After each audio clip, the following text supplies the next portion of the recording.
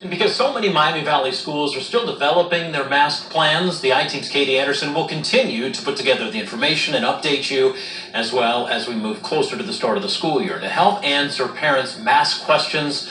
Live right now on our streaming app, WHIO TV Now, Katie's full interview with Kettering Dr. Jeffrey Weinstein. The app is free to download on your Roku, Amazon Fire, Apple TV, and Smart TV App Store.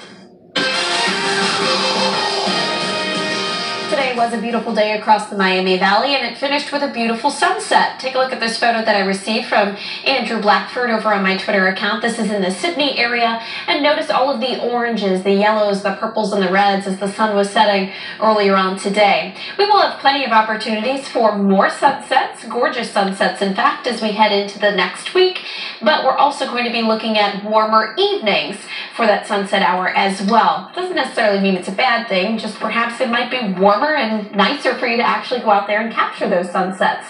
Temperatures right now are sitting in the lower 70s, and we're going to watch those numbers falling into the low 60s by tomorrow morning. So if you haven't already, perhaps tonight is a nice night to turn the AC off, open the window, and let the fresh air in, because the humidity is going to be on the lower end as well. We're headed down to about 61 degrees in the city of Dayton. Outlying areas and perhaps even further north might dip into those upper 50s. It's been quite some time since we've seen overnight lows that cool. Tomorrow, temperatures are going to rise into the middle to upper 80s. Plus, we're going to have lots of sunshine. Now, that sounds great, but with sunny skies, light winds, and those warm temperatures, that can increase ground level ozone. And that may be difficult for those of us with respiratory issues. So there is an air quality alert for Butler and Warren counties from midnight tonight through midnight tomorrow night. While the rest of us are not under that air quality alert, it still could be not the best conditions for those of us, the sensitive groups with respiratory issues, children and the elderly. So just be mindful of that, especially during the middle part of the day when we're at the highest heat and the sun is at its greatest angle. Carpool and combined trips tomorrow that will help to limit how high that ground level ozone could increase to, and then also refuel after 8 p.m. And that also goes hand in hand with doing any mowing or using gas-powered equipment. Try and do it earlier in the morning or later on the evening. Speaking to yard work, tomorrow, not a bad day. Again, just watch out for the midday hours, especially on Wednesday as well, as temperatures are actually going to spike into the 90s. On Thursday, there's going to be the threat for some showers and thunderstorms at times.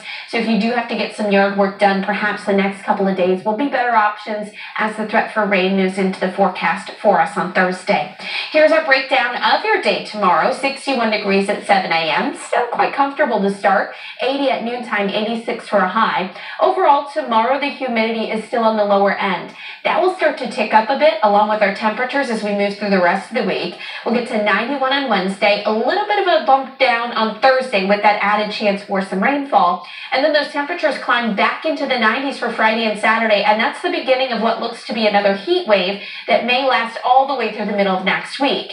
Now, this high heat and humidity is creating drought conditions across the area. We are abnormally dry. We'll get the latest drought monitor this upcoming Thursday, so we'll see if that expands a little bit more or gets a little bit worse in some spots. We'll be sure to update you right here on Channel 7. 5-day forecast, there will be an opportunity for a few pop-up thunderstorms at times as we move into and through the upcoming weekend, with those highs into the lower 90s.